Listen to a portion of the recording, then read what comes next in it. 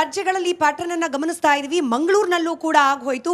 ಕೇವಲ ಮುಸ್ಲಿಂ ಅನ್ನೋ ಕಾರಣಕ್ಕೆ ಇವರು ಬಾಂಗ್ಲಾದೇಶದಿಂದಲೇ ಬಂದಿದ್ದಾರೆ ಅಂತ ಹೇಳಿ ಪಾಪ ಬಿಹಾರದಿಂದನೋ ಒರಿಸ್ಸಾದಿಂದನೋ ಬಂದಿರುವ ಕಾರ್ಮಿಕರನ್ನ ಹಿಡಿದು ಹೊಡೆಯೋ ಪ್ರವೃತ್ತಿಗೆ ಹಿಂದೂ ಮುಖಂಡರು ಹೋಗ್ಬಿಟ್ಟಿದ್ದಾರೆ.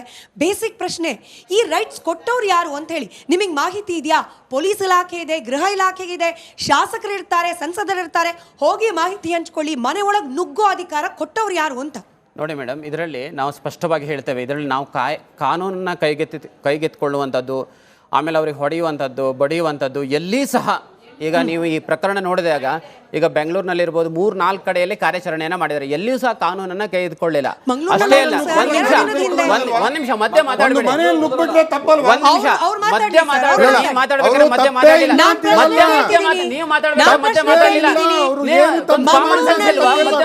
ಮಂಗಳೂರಿನಲ್ಲಿ ಮೋಹನ್ ಗೌಡ್ರೆ ಕಳೆದ 2-3 ದಿನದ ಹಿಂದೆ ಆಯ್ತು, ಹೊಡೆದಾಕಿದ್ದಾರೆ. ಮೇಡಮ್ ಇದ್ರಲ್ಲಿ ನೋಡಿ ಆ ತರ ಘಟನೆ ಆಗಿದ್ರೆ ಅದು ತಪ್ಪಿದೆ. ಆದ್ರೆ ಬೆಂಗಳೂರು ಘಟನೆನ ನೋಡಿದ್ರೆ 25 ಫೆಬ್ರವರಿ 2025ಕ್ಕೆ ನಾವೇ ಬೆಂಗಳೂರು ಪೊಲೀಸ್ ಕಮಿಷನರಿಗೆ DGP ಅವರಿಗೆ ಭೇಟಿ ಮಾಡಿ ಕರ್ನಾಟಕದಲ್ಲಿ ಬೆಂಗಳೂರಿನಲ್ಲಿ ಬಹಳಷ್ಟು ಮಹದೇವಪುರ, ಬೆನರ್ಘಟ್ಟ ಎಲ್ಲ ಪ್ರದೇಶಗಳಲ್ಲಿ ಅಕ್ರಮ ಬಾಂಗ್ಲಾದೇಶಿ ನುಸುಳುಕೋರಿದ್ದಾರೆ. ಯಾಕಂತ ಹೇಳಿದ್ರೆ 2025ರಲ್ಲಿ ಒಂದು ಜಲಾವುದ್ದೀನ್ ಅಂತೇಳಿ ಒಬ್ಬ ನ್ಯಾಷನಲ್ ಇನ್ವೆಸ್ಟಿಗೇಷನ್ ಏಜೆನ್ಸಿಯ ವಿಶೇಷ ನ್ಯಾಯಾಲಯ ಬೆಂಗಳೂರಿನಲ್ಲಿಂದ ಅವನನ್ನು ಎತ್ಕೊಂಡೋಗಿ ಅವನಿಗೆ 7 ವರ್ಷಗಳ ಕಾಲ ಶಿಕ್ಷೆಯನ್ನು ಕೊಟ್ಟಿದೆ. ಇವನು ಜಮಾತ್ ಮುಜಾಹಿದೀನ್ ಬಾಂಗ್ಲಾದೇಶಿ ಭಯೋತ್ಪಾದಕ ಸಂಘಟನೆಯ ಸದಸ್ಯ. ಇವನಿಗೆ ಶಿಕ್ಷೆನ 7 ವರ್ಷ ಶಿಕ್ಷೆ ಕೊಟ್ಟಿದೆ NIA. ಬೆಂಗಳೂರಿನಲ್ಲಿ NIA 2018ರಿಂದ 2023ರವರೆಗೆ 22 ಬಾಂಗ್ಲಾದೇಶಿ ಜಮಿಯತ್ ಮುಜಾಹಿದೀನ್ ಬಾಂಗ್ಲಾದೇಶಿ ಟೆರರಿಸ್ಟ್ಗಳನ್ನು ಅರೆಸ್ಟ್ ಮಾಡಿದ್ರು. ಆ ಸಂದರ್ಭದಲ್ಲಿ ನಾವು DGP ಅವರಿಗೆ ಮನವಿ ಕೊಟ್ಟಿದ್ವಿ, ಕಮಿಷನರ್ಗೆ ಮನವಿ ಕೊಟ್ಟಿದ್ವಿ. ಈ ಥರ ಕರ್ನಾಟಕದಲ್ಲಿ ಬೆಂಗಳೂರಿನಲ್ಲಿ ವಿಶೇಷವಾಗಿ ಈ ರೀತಿ ಅಕ್ರಮ ನುಸುಳುಕೋರಿದ್ದಾರೆ, ಅವರಿಗೆ ಫೇಕ್ ಡಾಕ್ಯುಮೆಂಟ್ ಮಾಡ್ತಾ ಇದ್ದಾರೆ, ಲ್ಯಾಂಡ್ ಎನ್ಕ್ರೋಚ್ಮೆಂಟ್ ಮಾಡ್ತಾ ಇದ್ದಾರೆ, ಡಕಾಯಿತಿ ಕೇಸ್ಗಳಲ್ಲಿದ್ದಾರೆ, ಬಹಳಷ್ಟು ದೇಶ ವಿರೋಧಿ, ರಾಷ್ಟ್ರದ್ರೋಹಿ ಮತ್ತೆ ಆರ್ಮ್ಸ್ ಅನ್ನ ಇವರು ಇಟ್ಕೊಂಡಿದ್ದಾರೆ. ಎಲ್ಲ ಪ್ರಕರಣ ಇದರಲ್ಲಿ ಶಿಕ್ಷೆ ಆಗಿದೆ. ಆದರೂ ಸಹ ಬೆಂಗಳೂರಿನಲ್ಲಿ ಇದ್ರ ಬಗ್ಗೆ ಯಾವುದೇ ಕಾರ್ಯಾಚರಣೆ ಆಗಲಿಲ್ಲ. ಮಾಧ್ಯಮದ ವರದಿ ಪ್ರಕಾರ 20 ಲಕ್ಷ ಅಕ್ರಮ ಬಾಂಗ್ಲಾದೇಶಿ ನುಸುಳುಕೋರಿದ್ದಾರೆ. 1 ಲಕ್ಷ ಜನ ಕೇವಲ ಬೆಂಗಳೂರು ಸಿಟಿಯಲ್ಲೇ ಇದ್ದಾರೆ. ಈಗ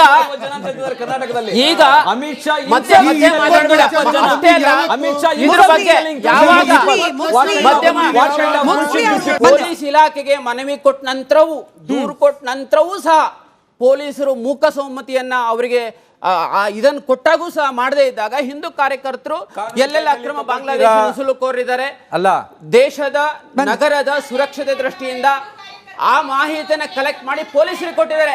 ಅದರಲ್ಲಿ ಏನ್ ತಪ್ಪಿದೆ? ಆ ಕಾರಣಕ್ಕಾಗಿ ಒಬ್ಬ ಹಿಂದೂ ಕಾರ್ಯಕರ್ತರನ್ನ ಅರೆಸ್ಟ್ ಮಾಡುವಂಥದ್ದು, ಬಂಧನ ಮಾಡುವಂಥದ್ದು, ಟಾರ್ಚರ್ ಮಾಡುವಂಥದ್ದು ರಾಜ್ಯ ಸರ್ಕಾರ ಇವತ್ತು ಅಕ್ರಮ ಬಾಂಗ್ಲಾದೇಶಿ ನುಸುಳುಕೋರ ಪರವಾಗಿದೆಯಾ? ದೇಶದ ಭದ್ರತೆ ಜೊತೆಗೆ ರಾಜ್ಯ ಸರ್ಕಾರ ಆಟ ಆಡ್ತಾ ಇದೆಯಾ? ಇವತ್ತು ಬಾಂಗ್ಲಾದೇಶ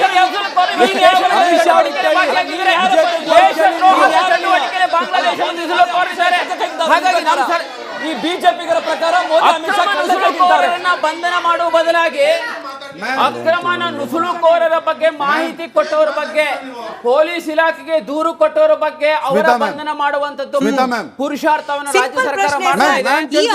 ರಾಜ್ಯ ಸರ್ಕಾರದ ನೀತಿ ದೇಶದ್ರೋಹಕ್ಕೆ ಕಾಂಪ್ರಮೈಸ್ ಮಾಡ್ತಾ ಇದ್ದಾರೆ. ಮೋಹನ್ ಗೌಡ್ರೆ ಆಯ್ತು, ಒಪ್ಪೋಣ. ರಾಜ್ಯ ಸರ್ಕಾರ, ಕೇಂದ್ರ ಸರ್ಕಾರ ಉತ್ತರ ಬರಲಿಲ್ಲ. ಮೋಹನ್ ಗೌಡ್ರೆ, ನನ್ನ ಪ್ರಶ್ನೆ ಸಿಂಪಲ್ ಇತ್ತು.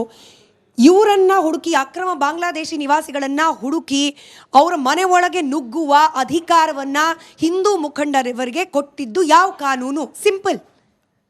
ರಾಜ್ಯ ಸರ್ಕಾರಕ್ಕೆ, ಪೊಲೀಸ್ ಇಲಾಖೆಗೆ ಮನವಿ, ಕಂಪ್ಲೇಂಟ್, ದೂರು ಕೊಟ್ಟಾಗ ಅದನ್ನ ಮಾಡದೇ ಇದ್ದಾಗ ನಾಗರಿಕರು ಸಹಜವಾಗಿ ಕಾನೂನಿನ ಅಡಿನಲ್ಲಿ ಪೊಲೀಸರ ಸಹಾಯದಿಂದ ಅವರ ಮಾಹಿತಿಯನ್ನ ಕಲೆಕ್ಟ್ ಮಾಡಿ ಪೊಲೀಸ್ ಇಲಾಖೆಗೆ ಕೊಟ್ಟಿದ್ದು. ಅದರಲ್ಲಿ ಏನ್ ತಪ್ಪಿದೆ? ಅವ್ರ ಮೇಲೆ ಅಟ್ಯಾಕ್ ಮಾಡಿದಾರಾ? ಹಲ್ಲೆ ಮಾಡಿದಾರಾ? ಅವ್ರ ಗುಡಿಸಲು ಬೆಂಕಿ ಹಾಕಿದಾರಾ? ಯಾವ ಮಾಡಿಲ್ಲ. ಕಾನೂನು ಚೌಕಟ್ಟಿನಲ್ಲಿ ಅವರ ಡಾಕ್ಯುಮೆಂಟ್ ಅನ್ನ ಚೆಕ್ ಮಾಡಿದ್ದಾರೆ, ಪೊಲೀಸ್ ಇಲಾಖೆಗೆ ಕೊಟ್ಟಿದ್ದಾರೆ.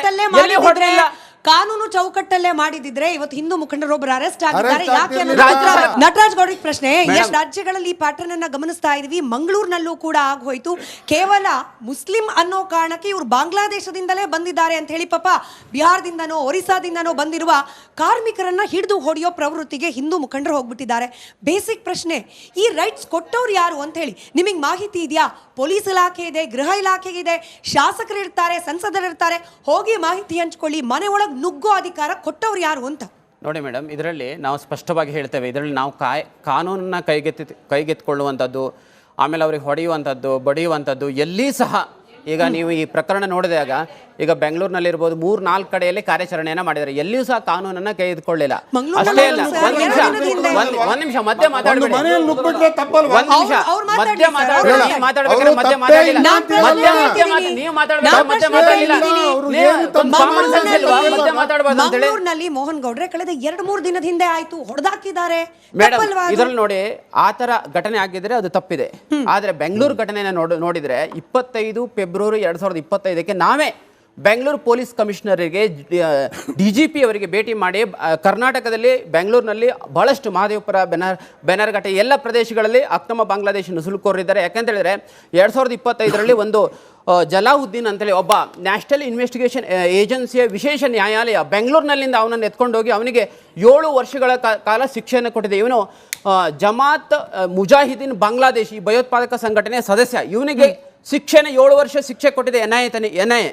ಬೆಂಗಳೂರಿನಲ್ಲಿ NIA 2018ರಿಂದ 2023ವರೆಗೆ 22 ಬಾಂಗ್ಲಾದೇಶಿ ಜಮಿಯತ್ ಮುಜಾಹಿದೀನ್ ಬಾಂಗ್ಲಾದೇಶಿ ಟೆರರಿಸ್ಟ್ಗಳನ್ನು ಅರೆಸ್ಟ್ ಮಾಡಿದ್ದಾರೆ. ಆ ಸಂದರ್ಭದಲ್ಲಿ ನಾವು DGP ಅವರಿಗೆ ಮನವಿ ಕೊಟ್ಟಿದ್ವಿ, ಕಮಿಷನರ್ಗೆ ಮನವಿ ಕೊಟ್ಟಿದ್ವಿ. ಈ ಥರ ಕರ್ನಾಟಕದಲ್ಲಿ ಬೆಂಗಳೂರಿನಲ್ಲಿ ವಿಶೇಷವಾಗಿ ಈ ರೀತಿ ಅಕ್ರಮ ನುಸುಳುಕೋರಿದ್ದಾರೆ, ಅವರಿಗೆ ಫೇಕ್ ಡಾಕ್ಯುಮೆಂಟ್ ಮಾಡ್ತಾ ಇದ್ದಾರೆ, ಲ್ಯಾಂಡ್ ಎನ್ಕ್ರೋಚ್ಮೆಂಟ್ ಮಾಡ್ತಾ ಇದ್ದಾರೆ, ಡಕಾಯಿತಿ ಕೇಸ್ಗಳಲ್ಲಿದ್ದಾರೆ, ಬಹಳಷ್ಟು ದೇಶ ವಿರೋಧಿ, ರಾಷ್ಟ್ರದ್ರೋಹಿ ಮತ್ತೆ ಆರ್ಮ್ಸ್ ಅನ್ನ ಇವರು ಇಟ್ಕೊಂಡಿದ್ದಾರೆ. ಎಲ್ಲ ಪ್ರಕರಣ ಇದರಲ್ಲಿ ಶಿಕ್ಷೆ ಆಗಿದೆ.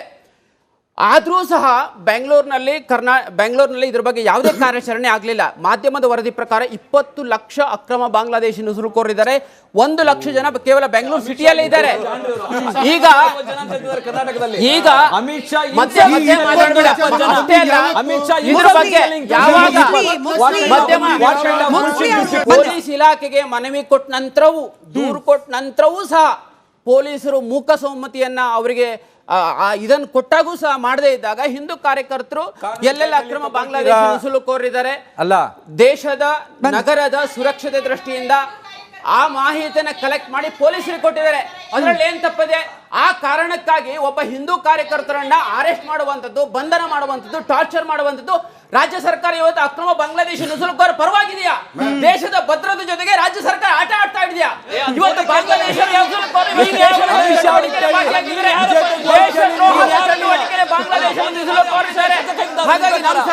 ಈ ಬಿಜೆಪಿಗರ ಪ್ರಕಾರ ಮೋದಿ ಅಮಿತ್ ಶಾ ಬಂಧನ ಮಾಡುವ ಬದಲಾಗಿ ಅಕ್ರಮ ನುಸುಳುಕೋರರ ಬಗ್ಗೆ ಮಾಹಿತಿ ಕೊಟ್ಟವರ ಬಗ್ಗೆ, ಪೊಲೀಸ್ ಇಲಾಖೆಗೆ ದೂರು ಕೊಟ್ಟವರ ಬಗ್ಗೆ ಅವರ ಬಂಧನ ಮಾಡುವಂತದ್ದು ಪುರುಷಾರ್ಥವನ್ನು ರಾಜ್ಯ ಸರ್ಕಾರ ಮಾಡ್ತಾ ಇದೆ. ರಾಜ್ಯ ಸರ್ಕಾರದ ಮೋಹನ್ ಗೌಡ್ರೆ ಆಯ್ತು ಒಪ್ಪೋಣ, ರಾಜ್ಯ ಸರ್ಕಾರ ಕೇಂದ್ರ ಸರ್ಕಾರ ಉತ್ತರ ಬರಲಿಲ್ಲ. ಮೋಹನ್ ಗೌಡ್ರೆ, ನನ್ನ ಪ್ರಶ್ನೆ ಸಿಂಪಲ್ ಇತ್ತು. ಇವರನ್ನ ಹುಡುಕಿ, ಅಕ್ರಮ ಬಾಂಗ್ಲಾದೇಶಿ ನಿವಾಸಿಗಳನ್ನ ಹುಡುಕಿ ಅವರ ಮನೆ ಒಳಗೆ ನುಗ್ಗುವ ಅಧಿಕಾರವನ್ನ ಹಿಂದೂ ಮುಖಂಡರವರಿಗೆ ಕೊಟ್ಟಿದ್ದು ಯಾವ ಕಾನೂನು? ಸಿಂಪಲ್. ರಾಜ್ಯ ಸರ್ಕಾರಕ್ಕೆ, ಪೊಲೀಸ್ ಇಲಾಖೆಗೆ ಮನವಿ, ಕಂಪ್ಲೇಂಟ್, ದೂರು ಕೊಟ್ಟಾಗ ಅದನ್ನ ಮಾಡದೇ ಇದ್ದಾಗ ನಾಗರಿಕರು ಸಹಜವಾಗಿ ಕಾನೂನಿನ ಅಡಿನಲ್ಲಿ ಪೊಲೀಸರ ಸಹಾಯದಿಂದ ಅವರ ಮಾಹಿತಿಯನ್ನ ಕಲೆಕ್ಟ್ ಮಾಡಿ ಪೊಲೀಸ್ ಇಲಾಖೆಗೆ ಕೊಟ್ಟಿದ್ದು. ಅದರಲ್ಲಿ ಏನ್ ತಪ್ಪಿದೆ? ಅವ್ರ ಮೇಲೆ ಅಟ್ಯಾಕ್ ಮಾಡಿದಾರಾ? ಹಲ್ಲೆ ಮಾಡಿದಾರಾ? ಅವ್ರ ಗುಡಿಸಲು ಬೆಂಕಿ ಹಾಕಿದಾರಾ? ಯಾವ ಮಾಡಿಲ್ಲ. ಕಾನೂನು ಚೌಕಟ್ಟಿನಲ್ಲಿ ಅವರ ಡಾಕ್ಯುಮೆಂಟ್ ಅನ್ನ ಚೆಕ್ ಮಾಡಿದ್ದಾರೆ, ಪೊಲೀಸ್ ಇಲಾಖೆಗೆ ಕೊಟ್ಟಿದ್ದಾರೆ. ಎಲ್ಲಿ ಹೊರಟಿಲ್ಲ. ಕಾನೂನು ಚೌಕಟ್ಟಲ್ಲೇ ಮಾಡಿದಿದ್ರೆ ಇವತ್ತು ಹಿಂದೂ ಮುಖಂಡರೊಬ್ಬರು ಅರೆಸ್ಟ್ ಆಗಿದ್ದಾರೆ. ಯಾಕೆ? ನಟರಾಜ್ ಗೌಡ್ರಿಗೆ ಪ್ರಶ್ನೆ.